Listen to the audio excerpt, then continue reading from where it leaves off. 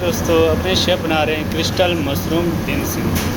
इसको बेलने में बहुत आफत आती है और 2 आदमी चाहिए इसको बनाने के लिए। तो ये देख शेफ यहाँ पर इसको बेल रहे हैं, रोलिंग कर रहे हैं और एक शेफ इसको बना रहे हैं। तो इसका शेफ बनेगा कुछ अपने रेस्टोरेंट में इस प्रकार का। और इसका ये मशरूम वाला है, तो मशरूम का फीलिंग है पूरा। इसमें है अपना बटन मशरूम, शिताकी मशरूम और ब्लैक फंगस भी है ना, और कुछ इसमें क्या क्या है फीलिंग?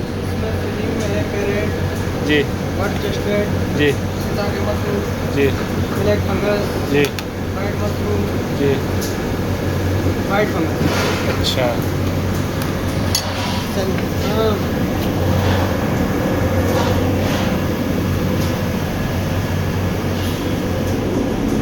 देखो तो